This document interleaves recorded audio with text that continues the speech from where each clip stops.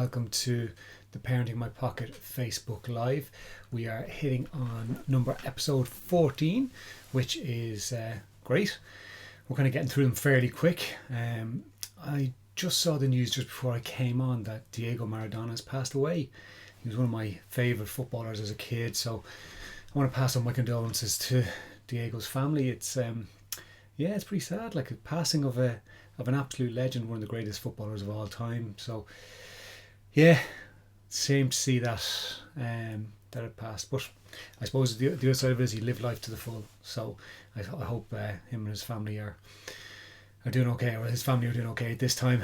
So more importantly, we've got a couple of questions today, and one is very much a hot topic in the news here in Ireland at the moment, so we'll get into that, and the other is from a to-be mum and her concerns as well, so we'll get into that.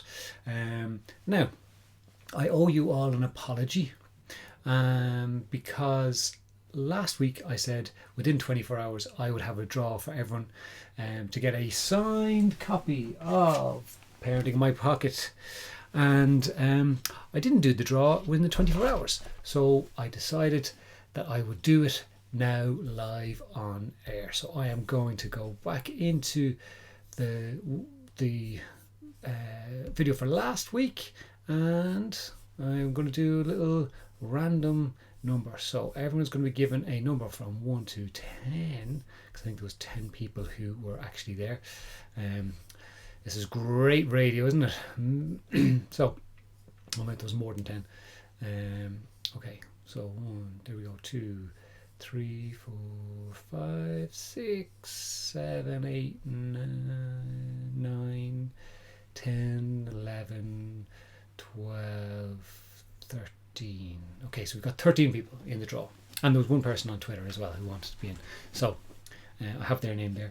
Right, I'm going to do a random number generator between 1 and 13. Okay, so Google, give me a random number between 1 and 13, please. Number 2. Okay, so number 2 on my list, as I'm looking at it, is Lisa Fannin. Lisa, you're very lucky. Congratulations. You will get a signed copy if you can send me on your address by direct message. I will get that in the post to you. So congratulations to Lisa Fannin. You are getting a signed copy of Parenting My Pocket. Actually, on that, right, I have had a number of questions around people going, Alan, when, or where can we buy signed copies? So I'm hoping within the next week we will have signed copies available to buy on our Help Me to Parent website.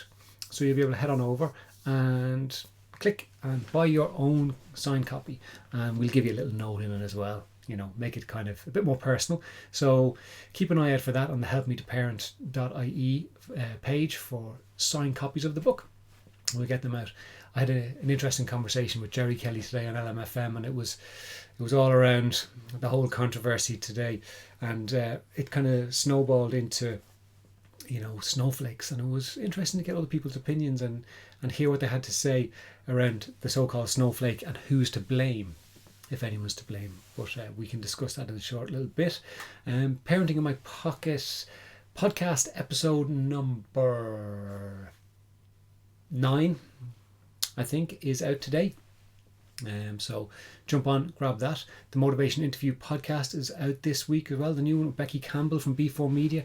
Becky has blazed a trail in terms of sound engineering and female sound engineers. When she started out, there was pretty much no one, or there was very few, and she just happened to pull up young ladies and women and let them know that you've got a place in this sphere, and you've got a role to fulfill, and you can do it just as well as any man. So Becky's great, and she was so open and honest about her life and the difficulties she's faced to get to where she wanted to be. But it's a real, I think, positive outlook, and when you listen to her, I think it should inspire anybody who, if they or other people around them are struggling with maybe drugs or addiction or issues, that it's not to give up, there is always hope. There is always a way to kind of keep going.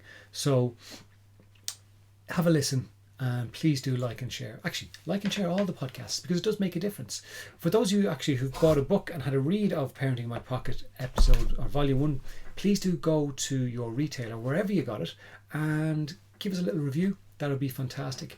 I believe if Amazon get a minimum of 20 reviews, you start to fly up their recommended list. So I think last time I checked, there was about 7 or 8 or maybe 9 reviews. So we're halfway there nearly. So please do go and give a review. That would be fantastic. Please do support the Patreon page, patreon.com/Al O'Donoghue podcasts. And we finally got today, I think it's working, where patrons can get an annual membership at a reduced rate. So have a look and see. Okay, enough waffle out of me. Well, a little bit more waffle, but you know, it's a bit more interesting waffle, hopefully. So the first question is, I have 2 teenage daughters, and there has been a lot of conversation over the past couple of days around the school in Carlow that apparently told female students that they couldn't wear leggings into school as they were distracting to the male teachers.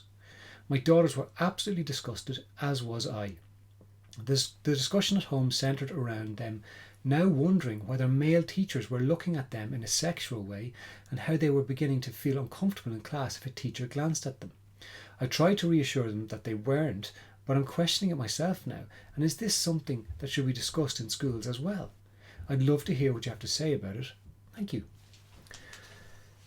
So for those of you not in Ireland, there has been a huge amount of media coverage from a school in Carlow, and what broke on social media was that the female students were told that their PE uniforms were, or what they were wearing for PE, was distracting to male teachers.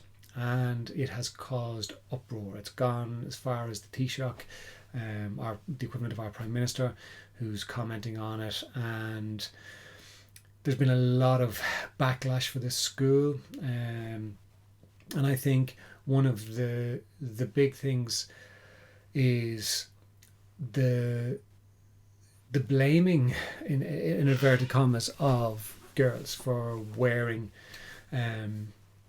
leggings that were tight, and the fact that there was no recognition given to, well, if there's a male teacher coming to principal and saying, I'm getting distracted by female students, well, surely that's the issue, rather than the clothing that the students are wearing.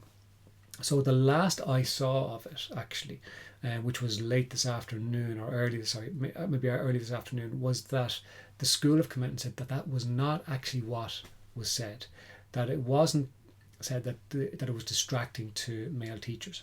I don't know, obviously I wasn't there and I don't know the ins and outs, but it raises a question. And one of the questions I've been asked around it, apart from this, is, do we still have an issue around blaming and shaming of people for how, and especially women, for how they are dressed? Because there's a lot of people saying, well, boys aren't stopped from wearing tight tracksuit bottoms, boys aren't stopped from wearing shorts, boys aren't stopped from wearing vest tops if they want to wear. And different schools will have different rules. And what the principal in this school has come out and said is that, well, actually what we're saying was that the students were not wearing the required school PE uniform, which is all plain. And it's a really difficult discussion, because obviously when I first read it, I was kind of going, that just does not sound good. It doesn't sound right. It doesn't sound fair. And I could completely understand how the conversation in this lady's house went from, okay, if I wear leggings, or if I wear, a different coloured bra under a white shirt, they're just my clothes. And it doesn't mean that I'm looking for attention from teachers. And if there is an issue, well, the teacher needs to deal with that themselves. And there's a lot of backlash for the male teachers in that school. And I think, well, the first thing is, absolutely it is not okay for and if the students were told that they needed to not wear particular clothing because it was distracting to teachers, that's not okay. Like that is an internal issue that does need to be looked at.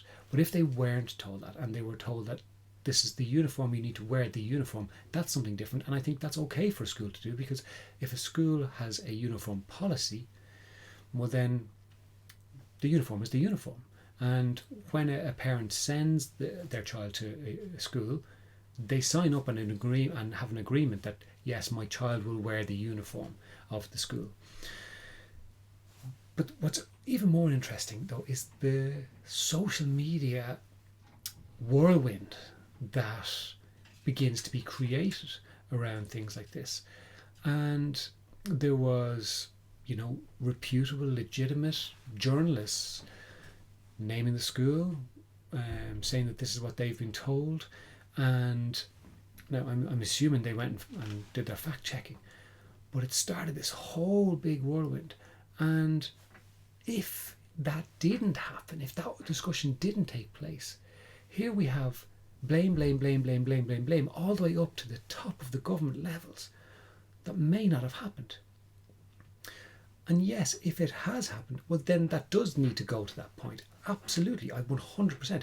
But I think for all of us related to social media, we need to look at our responsibility when we are sending messages and believing what's being said without going and fact checking, because we do need to check in and say that, well, if this is the case, this is not okay, and that therefore I'm commenting on it because I'm reading it from a number of reputable sources, if there are any reputable sources out there now. But we need to start to take personal responsibility around the social media. Now for this lady, what I would suggest is that you sit down with your kids and go, look, the chances are that the male teachers are not looking at you because the majority of teachers are very, very, what's the word I'm looking for? Professional in how they approach their interactions with children. And that's what we have to remember, that we are dealing with children. Even if someone is 16, 17 years of age, they are still a child. And it was interesting. I had a conversation with my wife yesterday about this, and she, or maybe it was today, I was saying, like, I work with teenage girls all the time. And two things happened, or two things came to mind. I've never once thought about, I've never once been distracted by a female that I've worked with. But two, if I was getting distracted, I could imagine going to my boss and saying, we need to send out a message to all the parents to get the girls to stop wearing particular types of clothing because I'm getting distracted.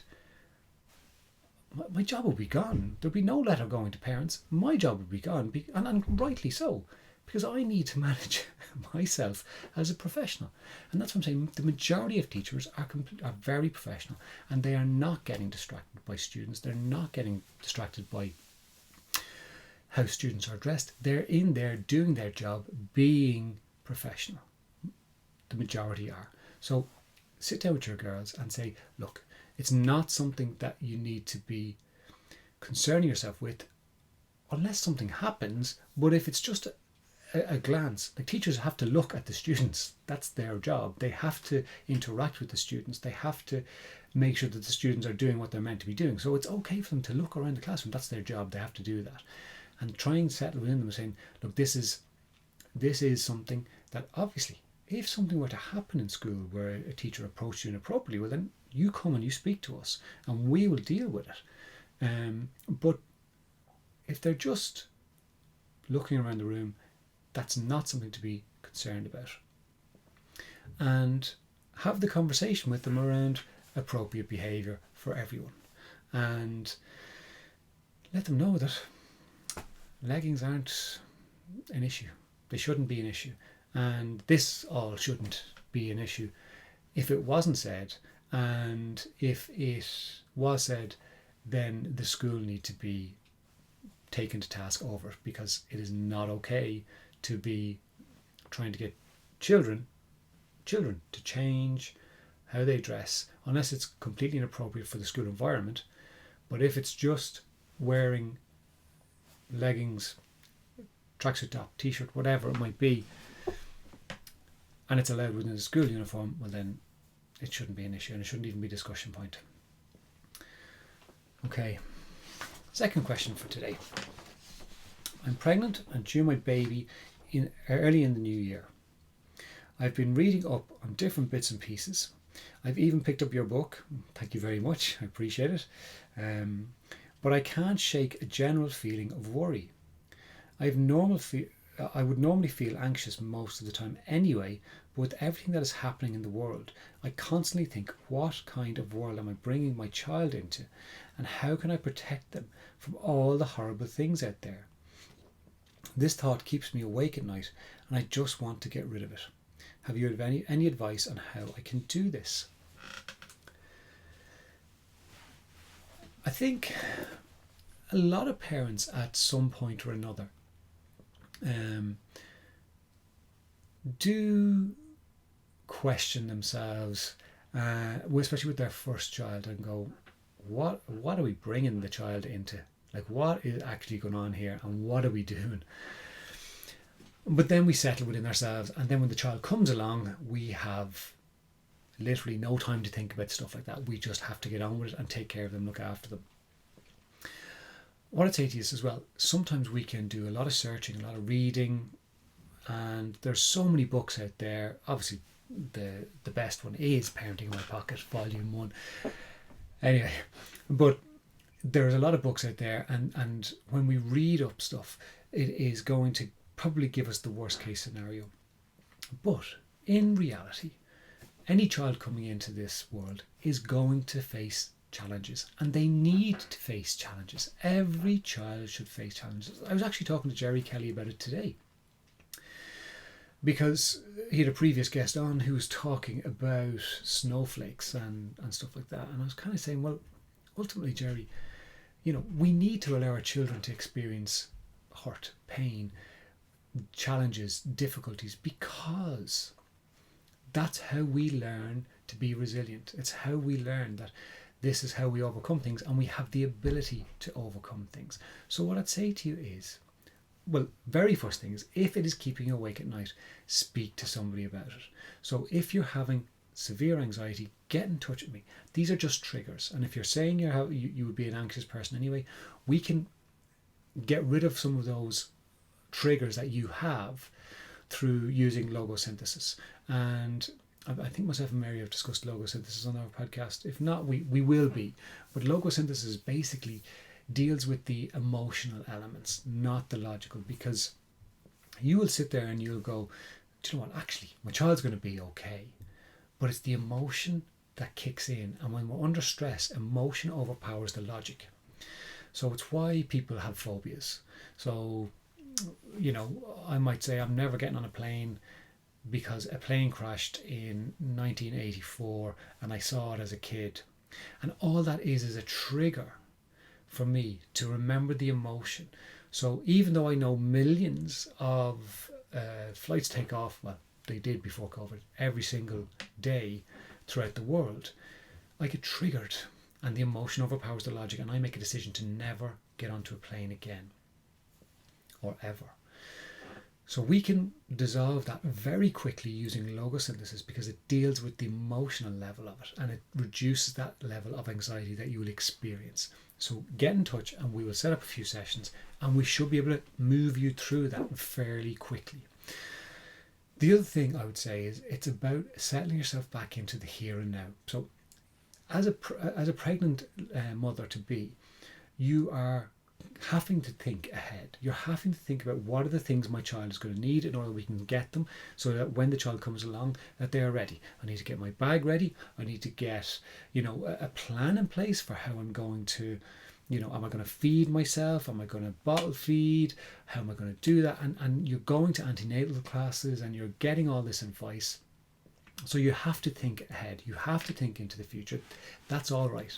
And sometimes what we need to do is when the worries kick in, it's about bring it back to I'm okay right now.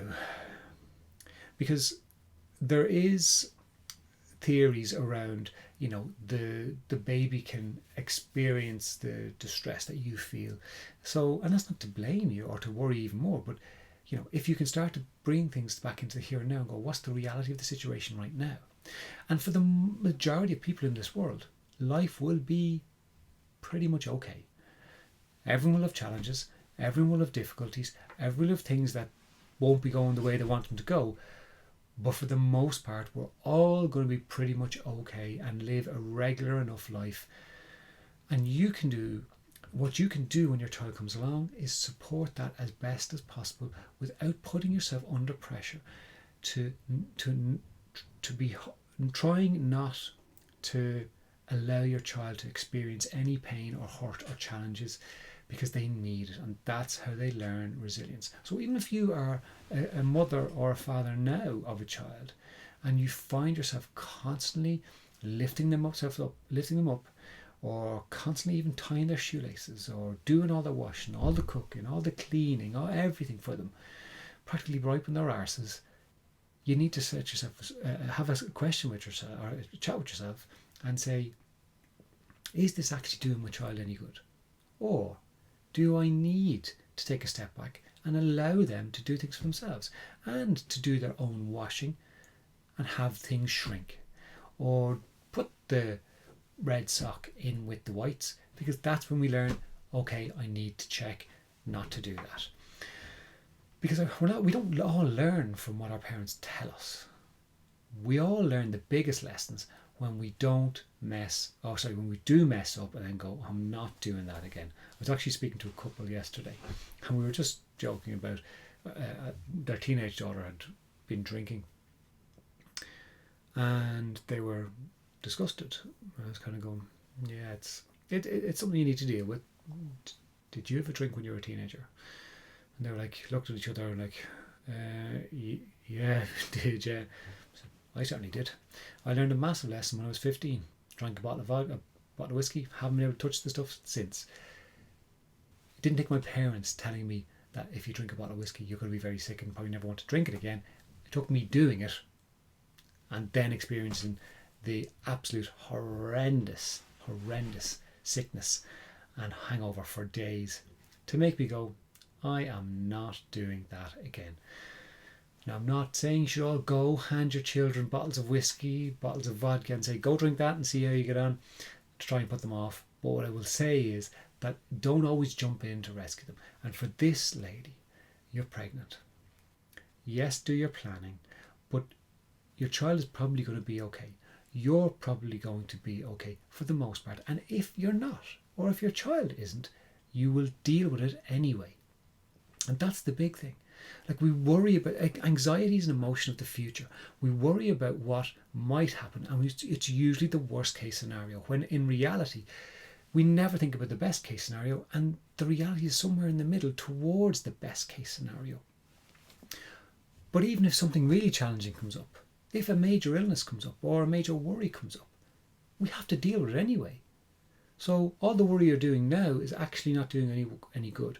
So get in touch with me, give me a ring. If you have anxiety issues, if you're worried about things, get in touch with me. We will have a few sessions of logosynthesis, and I guarantee your anxiety levels will reduce. Trust me, it works. Or don't contact me, contact another logosynthesis practitioner. There's many of them around the world. They will help you. They will work with you to reduce those levels so that it doesn't impact on you so much that it's keeping you awake at night. Okay, that's us for today. Thank you guys for tuning in. I hope you are all safe and well. Congratulations, Lisa. Josephine, you won a copy on another page this week. Congratulations, that's great. Hello, Caitlin from Ashington. Currently reading your book while my brother shows me a game I now want for Christmas. Excellent. Maybe you can give a little re-review when you're done. Josephine, when my first daughter started secondary school, I had panic attacks because of all the worries that might happen to her, but I've learned to let go of most of it. She knows where we are there. 3 kids in secondary school now, a bit calmer. Well, there you go, Josephine. And sometimes we have to go through it to actually realise that we're all going to be pretty much okay. And all the worrying in the world doesn't make it any different, doesn't make it any better. And that's not saying that just because Alan says that we can stop worrying, because the worry is an emotion. It's not a conscious thought. But what our thoughts do is our thoughts actually start to spiral that sometimes by allowing ourselves delve into the negativity of what might occur. So Josephine, well done for getting that under some sort of control. And Josephine, if you want to look at getting rid of all of the anxiety around it, give me a shout or contact a local logosynthesis practitioner. All right, guys, have a wonderful week. Take care of yourselves and just live in the moment. There you go. Take care.